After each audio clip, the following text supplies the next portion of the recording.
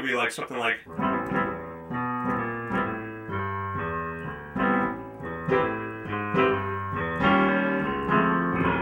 You know, I could do like a walking bass line and some of these rootless chord voicings.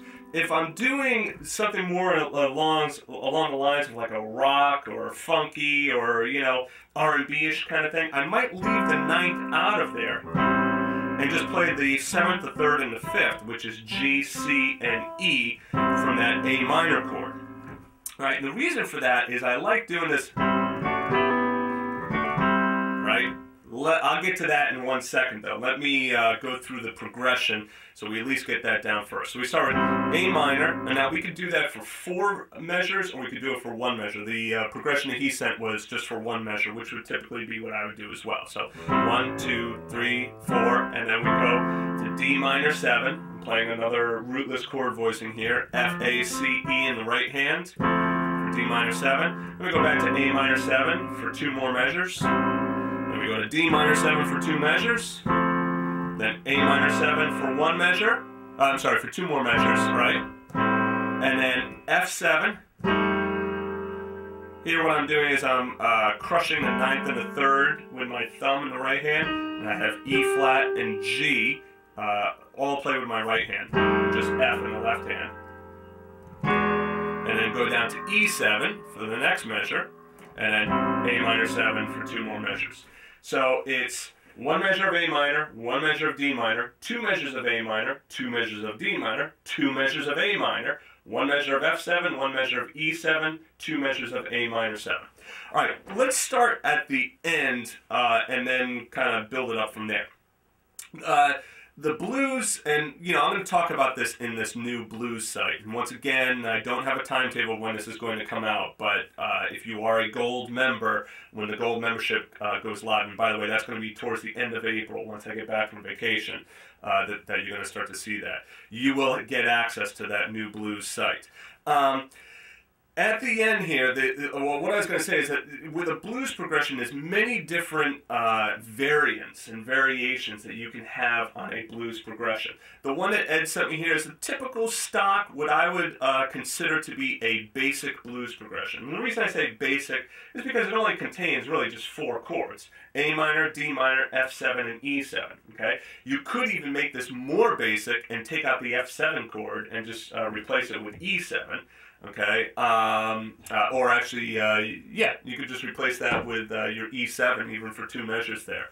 But when you're playing the blues, we can always add in chords as long as, now here's the but, all right? You can add in chords as long as it fits the style that you're playing. All right. Now, if you're playing with a jazz band, you have like a bass player, an upright player, whatnot, and you've got a drummer swinging hard. Okay, then you could throw in all these substitutions and stuff. If you're playing in like, you know, like a, you know, typical R&B or blues kind of band, then you want to be careful about how much you're going to start changing the chord progressions, unless everybody is on board.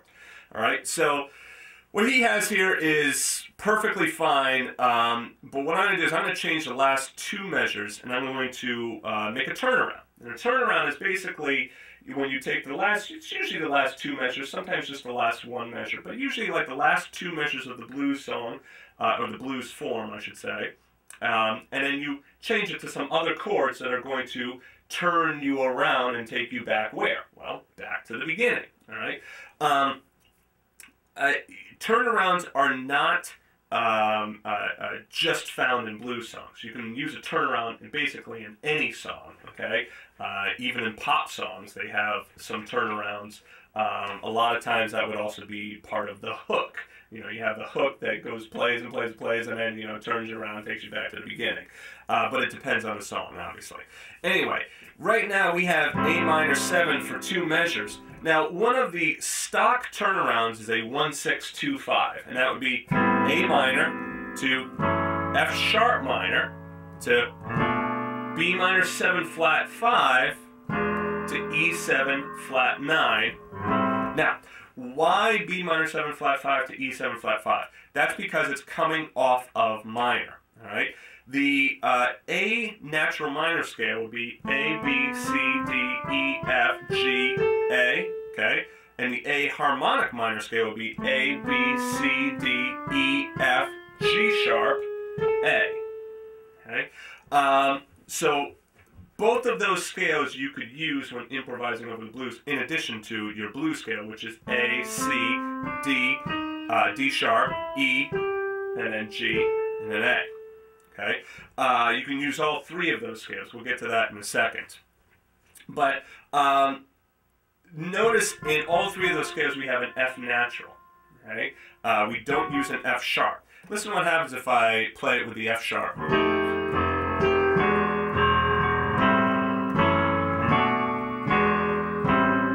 Do you hear how the F sharp kind of like, whoa, it kind of like makes it sound almost majorish. Now let me play it with the F natural.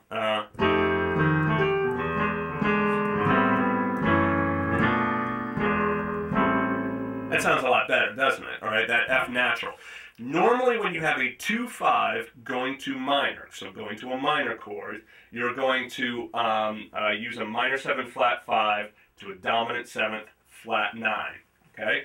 All right, so we have A minor 7 to F sharp minor 7. Right now, just playing F sharp and E in the left hand, A, B, C sharp, and E. And by the way, I am recording video of this, so it will be online for members. I will probably put at least a little bit of this video online for non-members, okay? So just go to jazzpianolessons.com and click on where it says radio.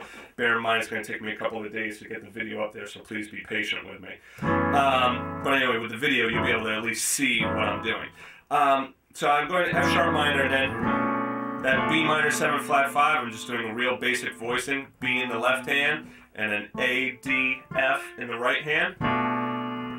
And in the E7, I have a very basic voicing as well. E in the left hand, and then G sharp, D, and F natural in the right hand, okay? Now, let me just play from the F7 down to the E7, okay?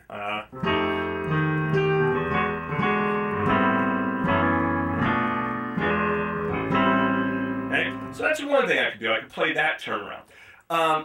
I don't like the F sharp minor when dealing with blues and minor. I don't like going to 1, 6 minor, then 2, then 5, because I just don't like the sound of that, the minor. It just doesn't have enough bite for me. I like going.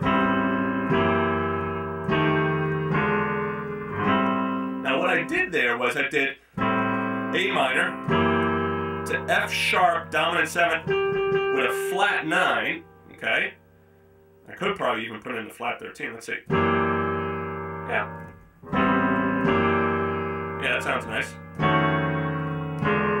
I could actually keep that voicing all the way through. So what I'm doing is that stock A minor voicing. I could even throw in the 9th. So in the right hand, I'm playing G, B, C, and E. And then I go up to that F sharp dominant 7th with a flat 9, flat 13. So I have F sharp and E in the left hand. And I have B flat, D natural, and G natural in the right hand. And I can just go down a half step, move that down to F7, go down a half step on all the notes, and move it down to E7. Right? So that's kind of a cool sound right there. Let me play it from the...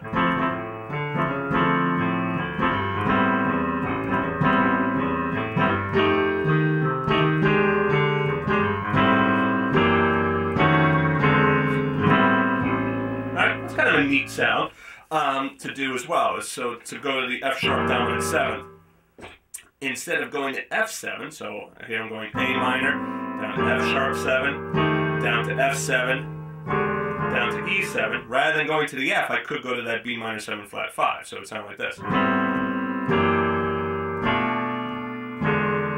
So in that example I went A minor, F sharp dominant 7th, B minor 7 flat 5, E7, flat 9, okay? All right, so there's a couple of examples for your turnaround right there. Let me just go through and play, because there's something else I think we can throw in here. Well, actually, there's a lot of other things we can throw in here, but let me just play it.